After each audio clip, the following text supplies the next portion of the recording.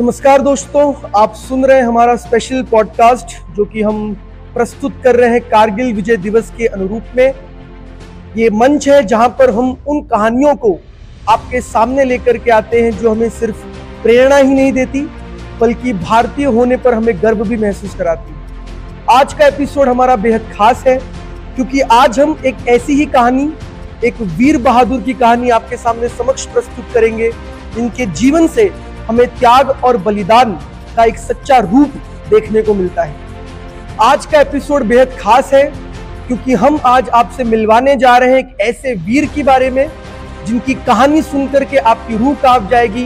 ये कहानी एक सच्चे देशभक्त की, उसके बलिदान की, उसके त्याग की और उसके देश के प्रति जो प्रेम निष्ठा है उसके भाव को ये कहीं ना कहीं उजागृत करती है।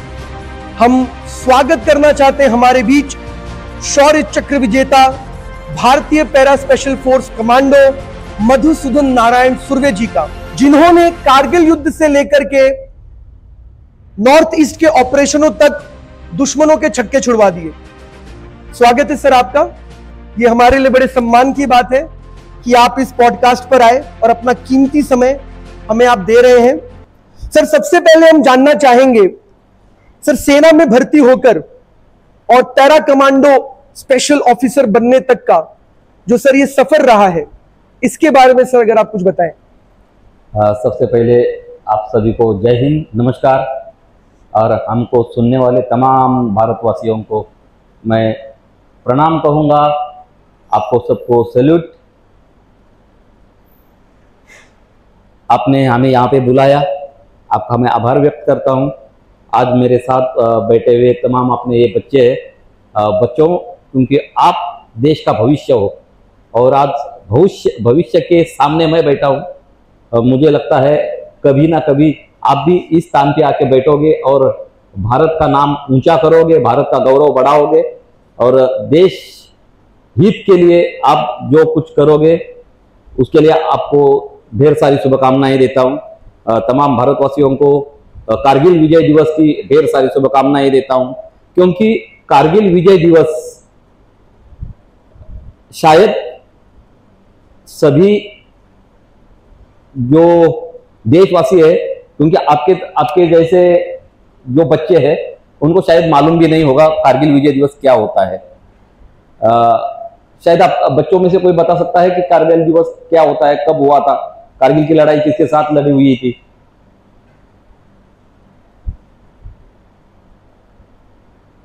कोई बता सकता है बच्चों में? नहीं, क्योंकि इसके अंदर आपका कोई दोष नहीं है। इसके अंदर आपका कोई दोष नहीं है। दोष है इस गवर्नमेंट का। देश के लिए जब हमारी आर्मी, हमारा डिफेंस, आर्मी, नेवी, एयरफोर्स, तीनों सेना जब अपनी लड़ाइयां लड़ती है तो उनके बारे में अपने पाठ्य पुस्तक में, आपके किताबों में, आपके अभ्यासक्रम में ये चीजें आनी चाहिए।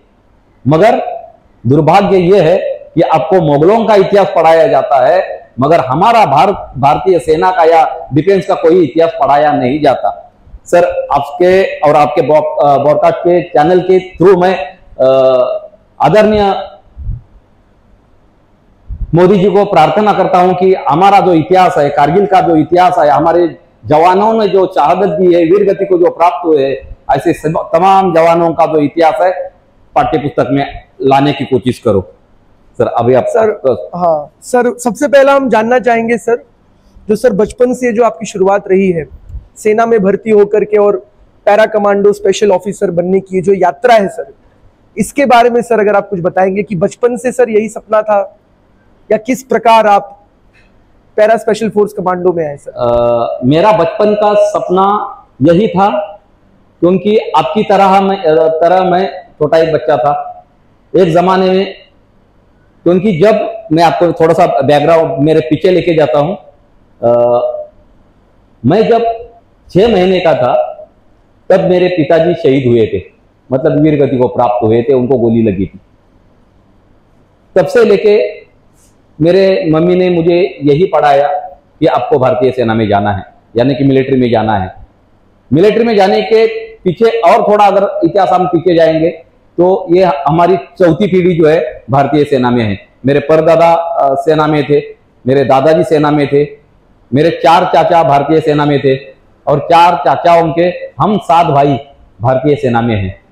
और अभी जो हमारे बच्चे हैं वो प्रेरित है, कोई अपने एग्जाम की तैयारी कर रहे हैं और अब 5वीं पीढ़ी जो है भारतीय सेना में जाने के लिए तैयार हो जाएगी। सेना से हमको जाने का ये बचपन में होता है ना कि जब अपने जिस माहौल में आप रहोगे उस माहौल से आपको वो एक एट्रैक्शन होता है कि अब मुझे यही करना है, यही जाना है। और ये बचपन से जब हम जिस वास्तव में रहे तो स्वाभाविक है कि ये चीजें हमारे ऊपर बचपन से आई कि आपको भारतीय सेना में ही जाना है।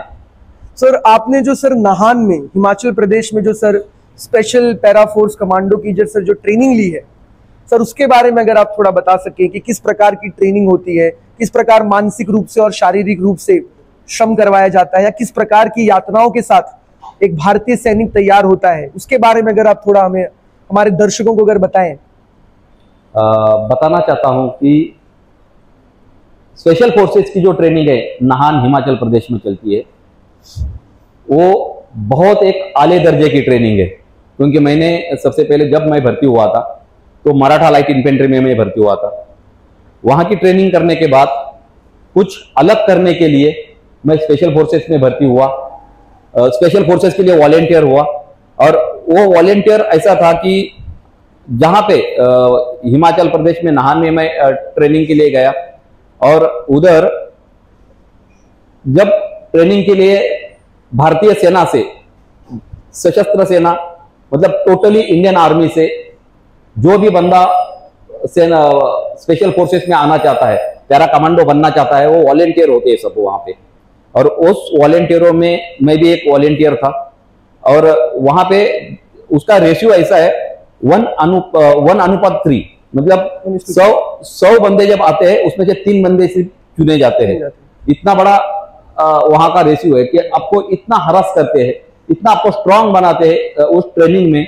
रात दिन आपको सोने के लिए नहीं मिलेगा, रात दिन आपकी ट्रेनिंग, उसके बाद आपको वेट लेके चलना है, आपको जंगल में विदाउट क्या बोलते हैं, पैर में जूते नहीं होंगे, जूतों के बगैर चलोगे, आप रेत के ऊपर चलोगे, आपको स्विमिंग वहां पे सिखाई जाती है, आपको नेविगेशन आपको वहां पे सोने के लिए नहीं दिया जाता। हाँ, वो आपको मतलब जंगल में क्या चीजें खानी है, सांप को कैसा पकड़ना है, सांप को कैसा खाना है, ये या आपके जंगल में कौन से प्राणी आप खा सकते हो, जो आपके फल फ्रूट उसके बारे में बताया जाता है। पानी कैसा आप अपने खुद के लिए पानी कैसा इकट्ठा करते हो, ये चीजें सब जो चीजें है।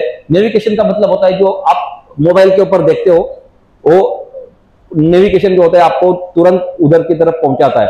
अगर सैटेलाइट बंद हो जाए, मोबाइल बंद हो जाए, तो आप वहां पे कैसे पहुंचोगे? तो आपको तारों के ऊपर, तारे क्या बोलते हैं, तारों के हिसाब से आपको कैसा चलना है, दिशा किस प्रकार की चुननी है, ये आपको सब वो नेविगेशन में आपको सब बताया जाता है। और ये ट्रेनिंग जब पास होती है तो उसके बाद आपको क्या होता है, जंप के लिए भेजा जाता है, मतलब पैराशूट से कूदने के लिए भेजा जाता है। और इसके अंदर आपको मतलब एसएफ की जो ट्रेनिंग है उसके अंदर आपको इतना आपको हार्ड बनाया जाएगा कि 100 किलोमीटर तक आपको दौड़ाया जाता है। आपको कैदी बना के उसके अंदर ट्रेनिंग की जाती है कि कैदी को कैसे पकड़ते हैं, कैदी के ऊपर कैसे टॉर्चर करते हैं। ये सब चीजें जब आप खुद करोगे, खुद झेलोगे, उसके बाद जो आदमी जो स्ट्रांग बनता है तो फिर उसको एक उसके अंदर एक बड़ा एक चैलेंज उसको दिया जाता है कि आप डिसीजन मेकर बनो। आपको इधर इतना हरास करने के बाद आपको कोई एक टास्क दिया जाएगा और उस टास्क में आपको क्लू दिया जाएंगे कि ऐसा ऐसा करना है, अपने तुरंत उसके ऊपर डिसीजन लेना है। और वो आपको अपने साथ जो बैठे हुए जो अपने साथी है उनको अपने वो ब्रीफिंग देने और फिर वो लड़ाई के लिए तैयार हो जाना है। सर बहुत बहुत धन्यवाद। सर आपने भारत के लगभग हर बड़े ऑपरेशन में सर भाग लिया, लेकिन सर जो कारगिल का जो युद्ध रहा है सर, इससे जो जुड़ी आपकी स्मृतियां हैं, जो खास पल आपने कारगिल युद्ध में बिताए, सर उस अनुभव को आज सर आप अगर हमारे बच्चों के सामने रखेंगे, और उस समय सर भारत में क्या परिस्थितियां थी, भारत में क्या हालात थे, उसके बारे में भी अगर सर थोड़ी सी चर्चा हो तो। सर कारगिल की लड़ाई जो है 19,000 फीट के ऊपर लड़ी गई थी। आप सोच सकते हो कि कुतुब मीनार अपना कितना हाइट के ऊपर है, 2,500 फीट के ऊपर, है ना। जब कुतुब मीनार को हम ऐसे देखते हैं ऊपर 2,500 फीट, तो हमारी टोपी होती है ना ऊपर से, वो नीचे गिर जाती है। तो ये सोच लो कि 19,000 फीट कितना दूर पे होगा। तो इस लड़ाई को 19,000 फीट के ऊपर लड़ने वाले जो सैनिक थे, उसके अंदर मेरा भी सौभाग्य रहा कि मुझे ये लड़ाई लड़ने का मौका मिला। हम लड़ाई करने के लिए मौसम प्रतिकूल नहीं था, क्योंकि मेरा यूनिट 21 पैरा स्पेशल फोर्स जो है, मेरा यूनिट उस टाइम पे जोरहाट में था। जोरहाट मतलब आसाम में। आसाम से हमको उठा के श्रीनगर में पहुंचाया गया। आसाम का उस टाइम पे टेम्परेचर था 29 डिग्री, 29 डिग्री, और हमको जोरहाट से IL-76 से उठा के हमको लेके गए श्रीनगर में। श्रीनगर में पहुंचने के बाद तब उस टाइम पे श्रीनगर का जो टेम्परेचर था वो था 10 डिग्री। 10 डिग्री पहुंचने के बाद उधर हमने पूरा हमारा हथियार और जो एम्यूनिशन, हमारा जो युद्ध की जितनी भी तैयारी करने की जितनी भी सामग्री थी, हमने अपने गाड़ियों में लोड करके फिर हमको टास्क मिला था तोलोलिंग द्रास सेक्टर में। क्योंकि कारगिल एक क्षेत्र ऐसा है कि कारगिल के नाम से वो जाना जाता है। कारगिल एक डिस्ट्रिक्ट है, उसके अंदर 4 तहसील आते हैं।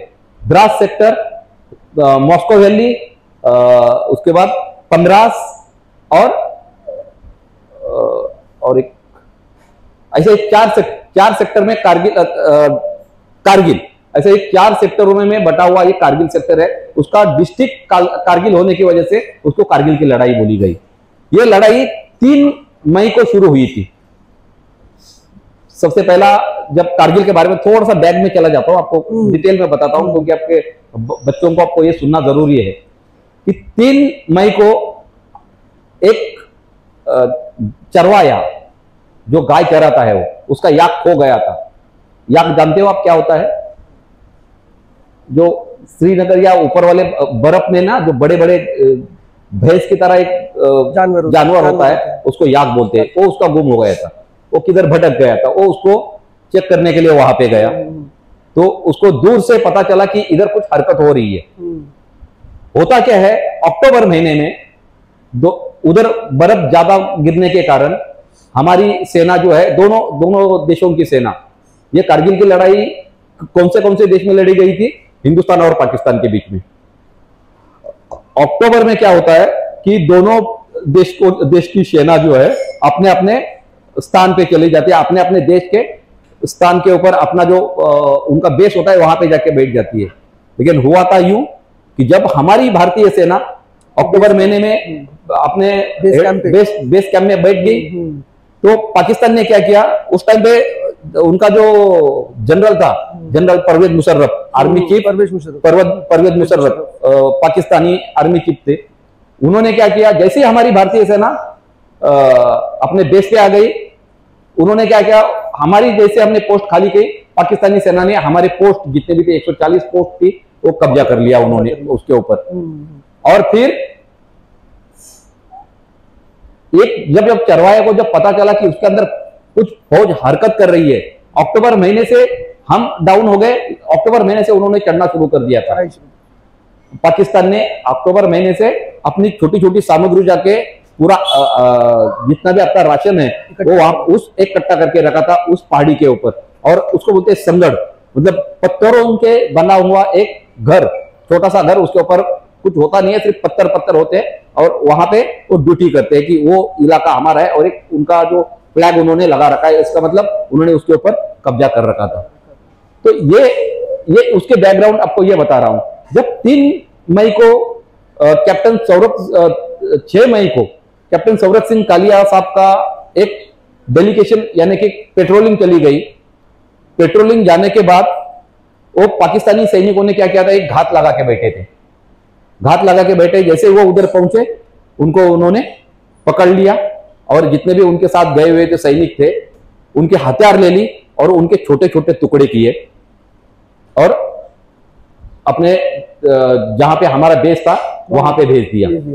और ये बात जब उधर के सीओ साहब ने आर्मी चीफ को बताई और ये फिर उन्होंने एक डिसीजन लिया कि अभी ये लड़ाई शुरू हो गई है और 19 मई को एक्चुअल लड़ाई शुरू हो गई थी। हमारा यूनिट 21 पैरा एसएफ जो है हमको 6 तारीख को जब ये कहानी पता चल गई थी, तब उससे पहले ही हमें आर्मी हेडक्वार्टर से बताया गया था कि आपको मूव करना है इस लड़ाई के लिए, कारगिल के लिए। तो हमारा यूनिट जोरहाट से लेके श्रीनगर तक पहुंच गया था। श्रीनगर में पहुंचने के बाद हमने हमारा सामान गाड़ी में लोड करके हमें वाया गुमरी इधर श्रीनगर से द्रास सेक्टर में आ गए। द्रास में आने के बाद हमने वहां पे पूरा डाउनलोड कर दिया, हमारा सामान डाउनलोड कर दिया। शाम के 5 बजे थे। 5 बजे हम जब डाउनलोड करते हैं और क्या होता है कि जब सबसे पहले जब उतरते हैं तो अपना एम्यूनिशन सब डाउनलोड करते हैं। कर दिया सब कुछ डाउन और फिर खाने की तैयारी, क्योंकि रात का टाइम हो गया था। और जब हम श्रीनगर से गुमरी होके द्रास सेक्टर तक आ गए तो तक उधर का टेम्परेचर और माइनस हो गया था, क्योंकि इधर 10 डिग्री था। और जब हम गुमरी वाया द्रास सेक्टर में आ गए, क्योंकि हमारे को टारगेट दिया था तोलोलिंग पहाड़ी। आपने नाम सुना होगा टाइगर हिल और तोलोलिंग और पॉइंट 5014, ये बड़ी हाइट थी वहां पे।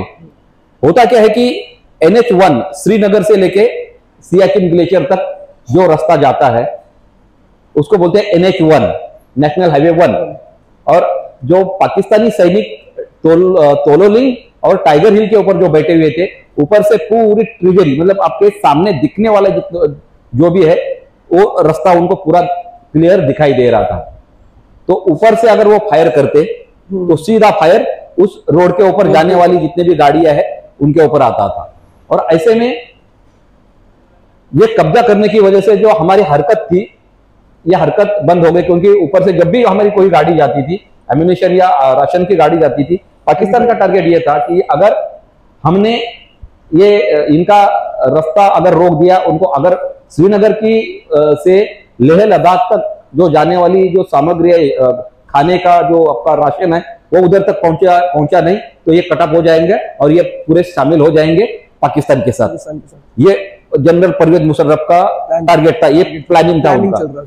मगर हुआ जब हम वहां पे पहुंचे, वहां पे पहुंचने के बाद हमने अपना राशन लगाने का शुरुआत किया, पूरा टेंट लगाए। और टेंट लगने के बाद क्या होता है कि खाने की तैयारी एक साइड चल रही है, एक तरफ हमारा एम्यूनिशन उतर रहा है, एक तरफ मंदिर होता है सर्वधर्म स्थल, जहां पे सर्वधर्म स्थल का मतलब होता है कि एक हमारे पास टेंट होता है। इधर मैं सर आपको ऐसा मैंने इधर आने के बाद देखा है, क्योंकि हमको ये सिखलाई नहीं मिली। हमें जब 10 बाय 10 का एक टेंट होता है, टेंट मतलब कपड़े का टेंट। जो टेंट 10 बाय 10 के टेंट में हमारे सर्व धर्म ग्रंथ होते हैं।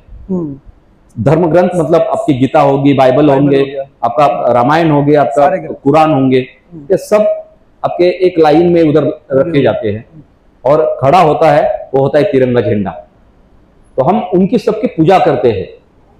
तो हम जैसे उतरे, हमने हमारा सर्वधर्म स्थल बोलते हैं जहाँ पे, वो हमने लगाया और तब तक ऊपर से पाकिस्तान का एक बॉम्ब आया।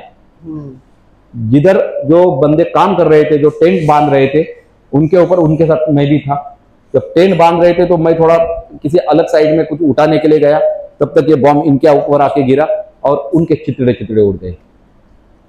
हमने कुछ लड़ाई की शुरुआत भी नहीं हुई थी, उससे पहले हमारा सबसे पहला ये कैजुअलिटी हो गए। उनके टुकड़े जब हमारे शरीर के ऊपर आते हैं तब हमने बहुत मतलब इस चीज को दुख महसूस हुआ कि लड़ाई शुरू नहीं, उससे पहले ही हमारे साथी हमें छोड़ के वीर गति को प्राप्त हुए, शहीद हो गए।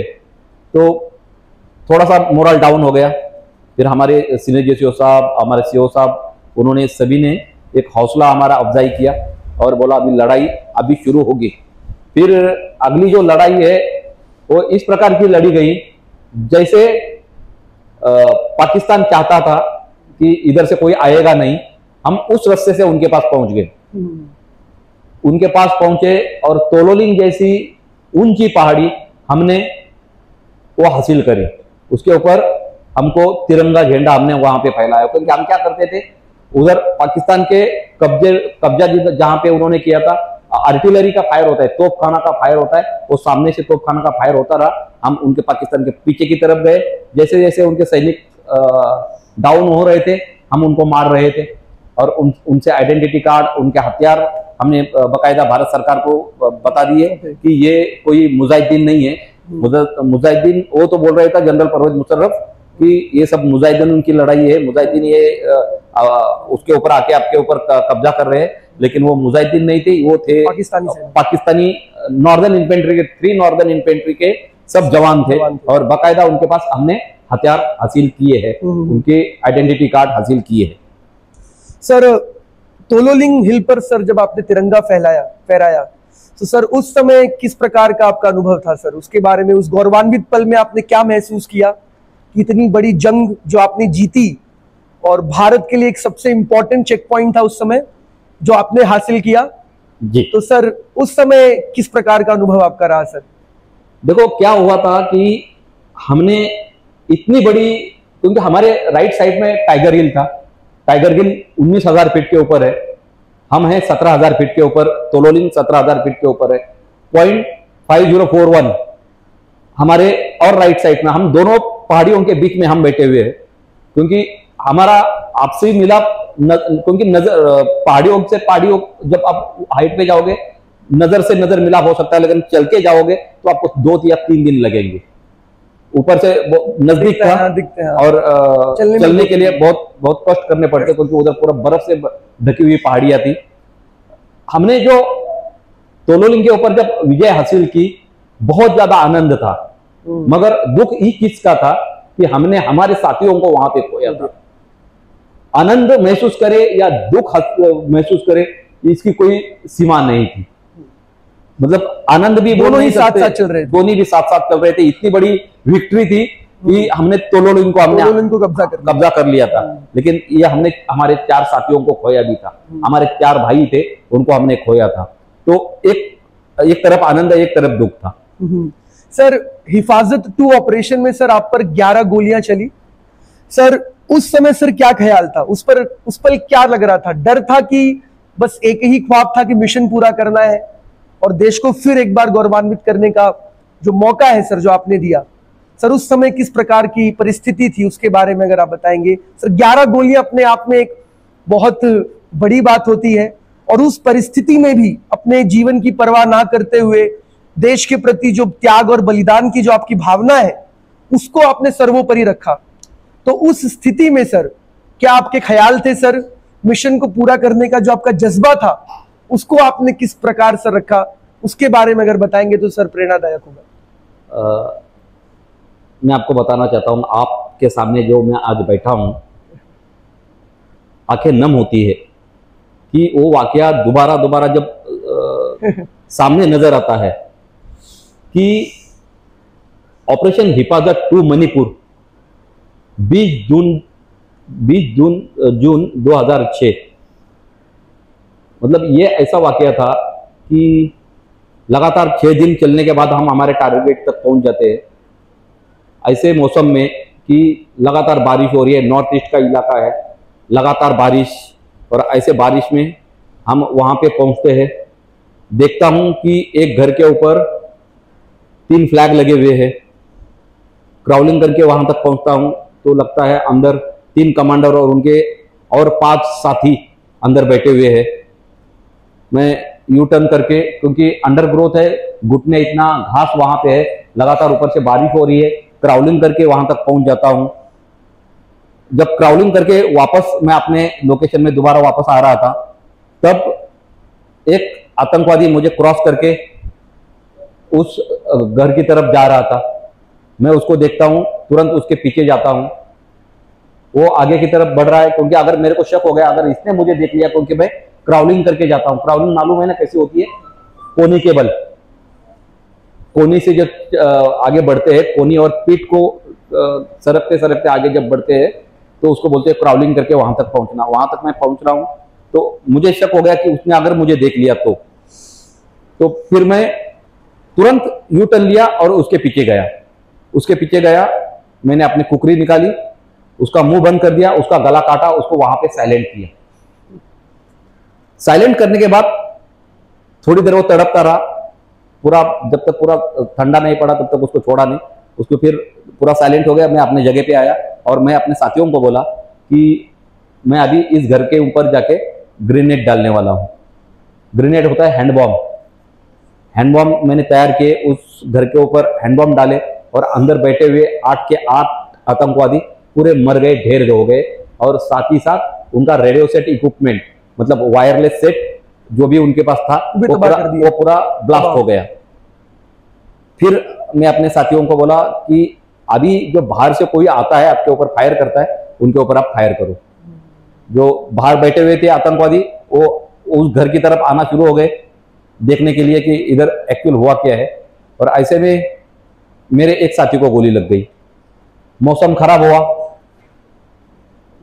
हुआ, जहां पे बादल आके रुक जाते हैं ना, वो आगे की तरफ कुछ दिखता नहीं है, ब्लैकआउट हो जाता है पूरा। ऐसे में मेरे साथी को गोली लगी। साथी मुझे बोलता है सर मेरे को गोली लगी है, मैं यहाँ पे पड़ा हूँ। मैं साथी के पास जाता हूँ, उसको उठाता हूँ अपने लोकेशन के लिए जहां पे मैं बैठा था वहां लेके आने की कोशिश करता हूँ। तब तक जिस आतंकवादी ने मेरे साथी को गोली मारी थी उसको पता था इसको उठाने के लिए कोई आएगा। जैसे मैं उसको उठाता हूं उसने मेरे ऊपर ऑटोमेटिक फायर किया। ऑटोमेटिक फायर का मतलब ब्रस्ट फायर किया। आप पिक्चरों में आप देखते होंगे कि ब्रस्ट जब हीरो आता है और गोली मारता है तो चारों सिर्फ एक ही गोली में 4-5 बंदे मार देता है। ऐसा एक्चुअल ग्राउंड में होता नहीं है। एक गोली एक को ही मारती है, 4 बंदों को एक बार नहीं गिरा सकते आप। तो उसने जब ऑटोमेटिक फायर किया तो मेरे दाएं पैर में, मतलब लेफ्ट पैर में 7 गोलियां लगी और पूरा पैर गोली निकाल के लेके गई। वह तुरंत जमीन के ऊपर लेट गया। मेरा साथी मेरे कंधे पे था, वो लुढ़कते लुढ़कते नाले में चला गया। उसने सेकंड ब्रस्ट निकाला, दोबारा फायर किया उसने, 2 गोलियां मेरे राइट पैर में लगी, पूरा पैर मुड़ के कमर में चिपक गया। अभी वो आतंकवादी गड्ढे से खड़ा हो गया, ऊपर आ गया और उसने तीसरा बर्स्ट निकाला, 2 गोलियां पेट में लगी, आतड़ियां बाहर। ऐसे में मौसम खराब हुआ। मैं अपने साथियों को बोल रहा हूं सर मुझे गोली लगी है, साथ में मेरे साथियों को भी गोली लगी है। मेरे साथी ने मेरे वहां से जैसे मौसम क्लियर हो गया मुझे निकाल के नाले में लेके गए।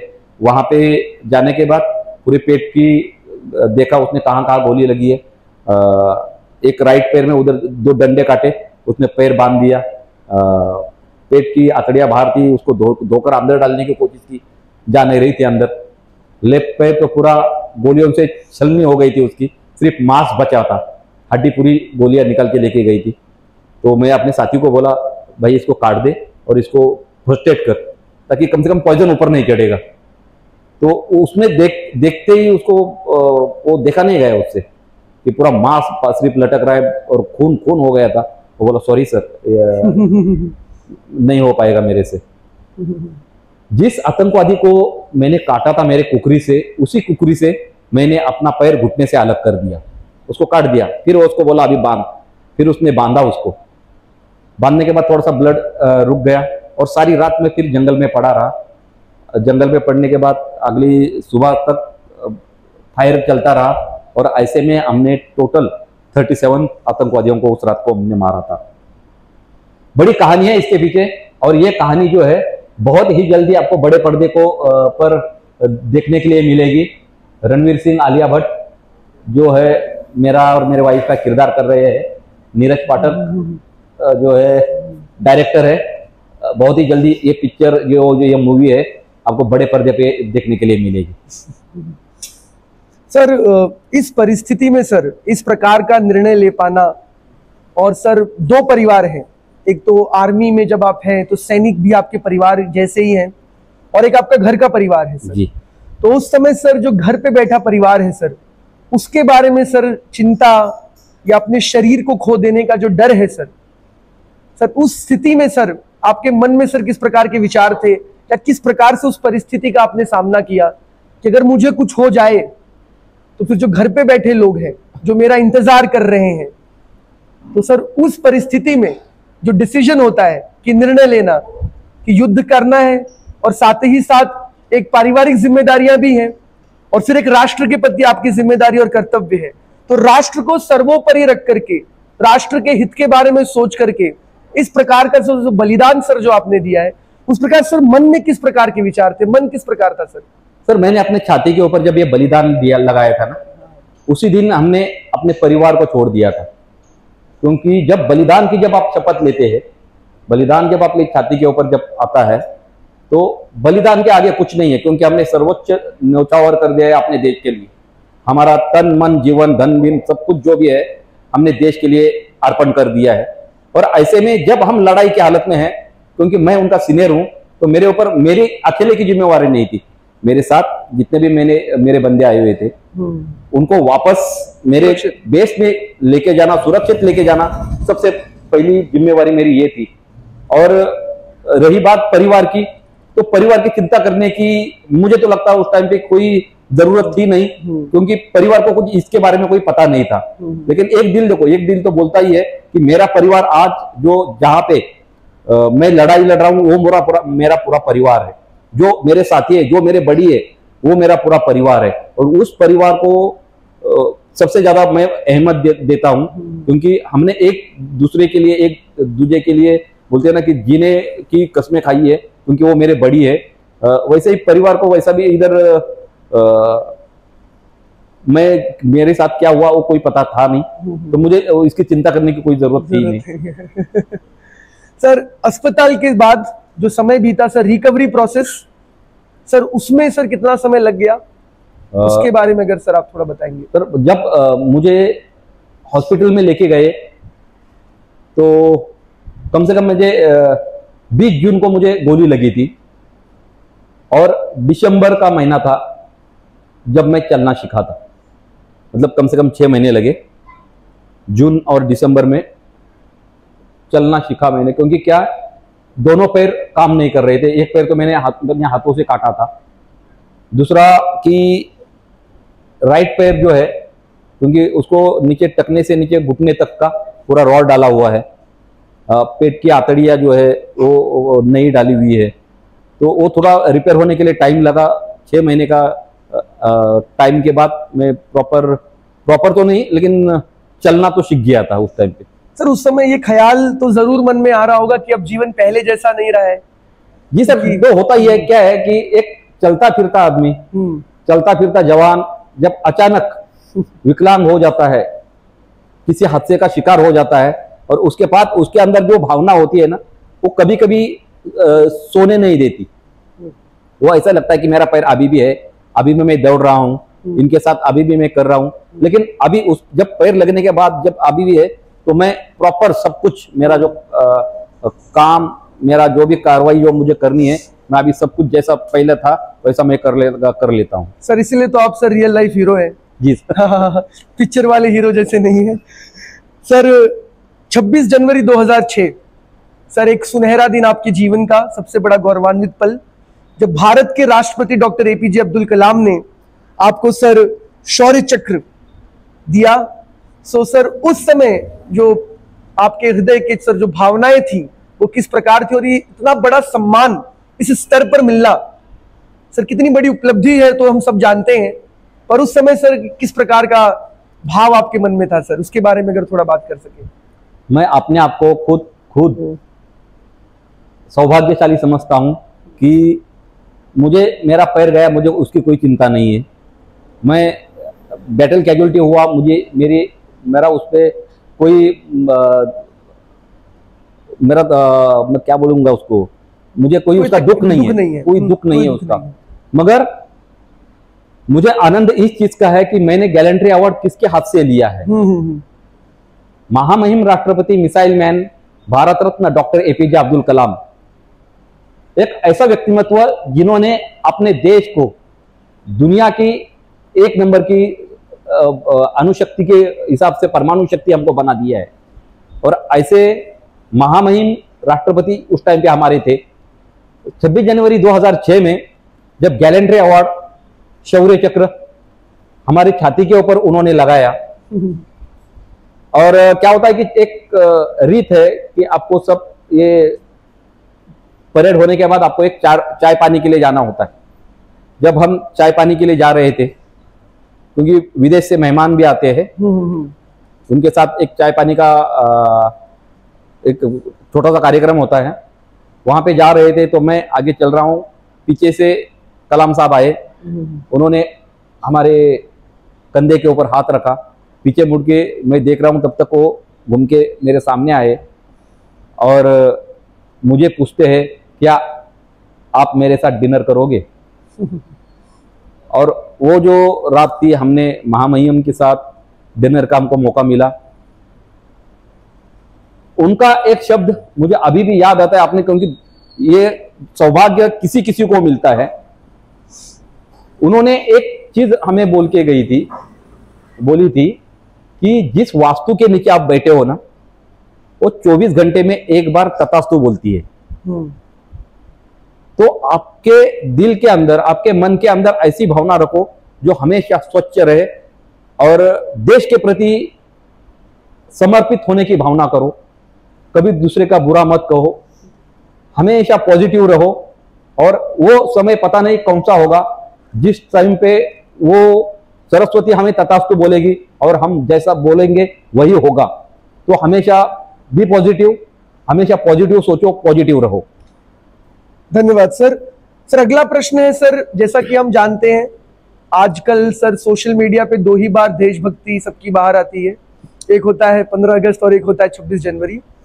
तो सर सोशल मीडिया के बारे में और सोशल मीडिया की जो आज की देशभक्ति है, अगर आप इस पूरे वाक्य को देखते हैं तो सर उसके अनुसार आपको क्या लगता है कि सर जो देशभक्ति वो सिर्फ सोशल मीडिया तक लिमिट रहे, या वास्तविक रूप में हम किस प्रकार देशभक्ति कर सके? क्योंकि मुझे नहीं लगता कि सर आपके जैसे सब साहसी और वीर हैं जो बॉर्डर पर जाकर इतनी बड़ी कुर्बानी दे सकते हैं देश के प्रति, पर जो हम नागरिक हैं, जो साधारण नागरिक हैं, जो इस देश के हैं, जो जिम्मेदार नागरिक अपने आप को कहते हैं, उनका सर देश के प्रति किस प्रकार का कर्तव्य होना चाहिए? और सोशल मीडिया का जो देशभक्ति का आज के समय जो एक प्रचलित स्वभाव है, इसको छोड़ करके वास्तविक देशभक्ति किस प्रकार होनी चाहिए, आप इसके बारे में अगर कुछ बताएं।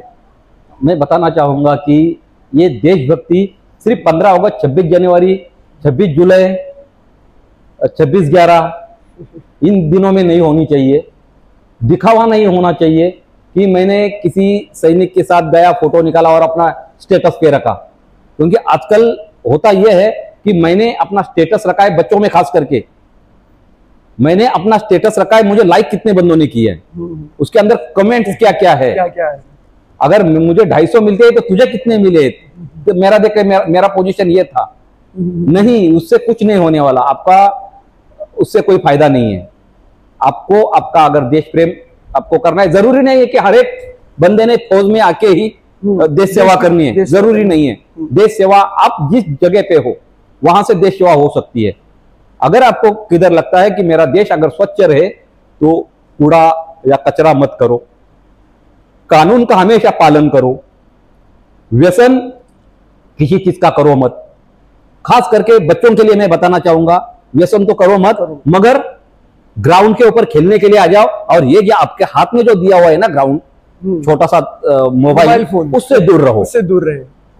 मुझे आपसे और अपने पूरे दर्शकों को भाई यही चाहता हूं, क्योंकि अपने देखने वाले बहुत से ऐसे दर्शक हैं जो अपने बच्चों को मोबाइल देते हैं और कोने में बिठा के रखते हैं, बोलते बेटे खेलते रहे ताकि मेरे को तकलीफ ना ज्यादा करो।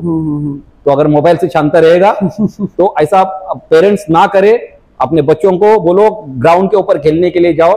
जब वो थक के आएंगे आराम से सो जाएंगे, मोबाइल के ऊपर उनकी नजर जाएगी और देखते देखते उनका माइंड पूरा वॉश हो जाएगा, चेंज हो जाएगा, वो आपके प्रति कोई प्रेम नहीं रखेगा।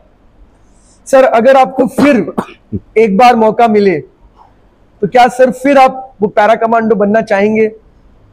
सर मैं अभी भी आज के दिन में भी मैं पैरा कमांडो ही हूं। Yes sir. क्योंकि आज भी मैं मेरे यूनिट के साथ, मेरे साथियों के साथ जो बॉर्डर पे जो लड़ते हैं, मेरा यूनिट जहां पे जाते हैं उनसे अभी ताल्लुकात में, उनसे संपर्क में मैं हूं। और आज भी मैं arm force medical store depot Kandivali में, सशस्त्र सेना चिकित्सा सामान डेपो कांदिवली में कार्यरत हूं। आज भी मैं आर्मी में ड्यूटी कर रहा हूं। सर आपके लिए सर सच्चा कमांडो कौन है सर? सर इसका मतलब जवाब तो मैं नहीं दे पाऊंगा। सच्चा और झूठा ऐसा कोई होता नहीं है। कमांडो तो कमांडो है। और जो भी देशभक्त, जो भी सैनिक है, जो भी अपने देशभक्त आपके नागरिक है, उनको सबको मैं बताना चाहता हूं कि कोई बड़ा कोई झूठा ऐसा नहीं है। अपने सभी ने देश के प्रति इतना प्यार करो, क्योंकि इस देश ने हमें सब कुछ दिया है। हमको संविधान, हमको जो अधिकार देता है वो दुनिया की किसी भी देश में इतना अधिकार नहीं है। और आप सबको मैं प्रार्थना करना चाहता हूं कि आप अपने देश को सर्वोपरि मानो। शायद आप मानते भी होंगे, मगर हमारे देश की तरह, इस धरती की तरह, इस भूमि की तरह दूसरी कोई प्यारी भूमि है ही नहीं। सर आखिरी प्रश्न सर, सर युवाओं को सर आपका क्या संदेश है? अगर कोई सर आर्म फोर्सेस ज्वाइन करना चाहता है तो उनके लिए सर आपका क्या मैसेज रहेगा, और कैसे आप सर उन्हें प्रोत्साहित करें कि ज्यादा से ज्यादा लोग आर्म फोर्सेस की तरफ आए और सेना का नाम रोशन करें, गर्व बढ़ाएं हमारे भारत देश का, जिस प्रकार सर आप लोगों ने ये जिम्मेदारी उठाई है और सतत रूप से आप ये करते आ रहे हैं, क्योंकि आप स्वयं ही सर त्याग और बलिदान की मूर्ति हैं। जिस प्रकार की बलिदान आपने दिया है सर, ये सोच भी कोई नहीं सकता। और इस प्रकार का हिम्मत जो है वो सर वास्तविकता में एक सच्चे नायक की पहचान है। तो सर जो संदेश है सर वो क्या होगा, अगर आप बता सके तो? संदेश मेरा यही रहेगा कि आप व्यसन से दूर रहो। व्यसन, कोई भी व्यसन मत करो। अपने गुरुजन, अपने माता पिता जो आपको बताते हैं वो आपके भले के लिए बताते हैं। ऐसी कोई शक्ति नहीं है जो आपको माता पिता से दूर करे। माता पिता का आप आदर करो। टीचर जो चीज़ें आपको जो बताती है उसके ऊपर गौर करो, क्योंकि माता पिता ने आपको घर में तक मतलब कुछ देर तक संभालते हैं, मगर आपकी जो मेमोरी बढ़ाने वाले जो है वो है अपने टीचर। टीचर के प्रति कभी भी आप दुर्भावना व्यक्त मत करो। टीचर जो बताते हैं उसके ऊपर 100% अमल करने की कोशिश करो।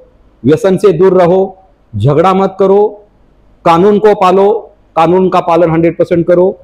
और भाईचारा, धर्म जाति के ऊपर कभी किसी के ऊपर नजर मत करो। धर्म जाति के ऊपर अपने देश को बंटने मत दो, क्योंकि आपके तरह ही कभी हम भी थे, आपके तरह ही हम आपके बच्चे थे।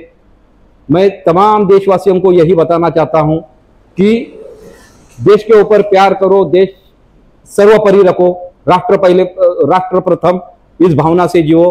और जाते जाते प्रभु से एक प्रार्थना करूंगा, क्योंकि मैं एक सैनिक हूं। हे प्रभु, ऐसा वर दे मोहे, विजय मिले या वीर गति।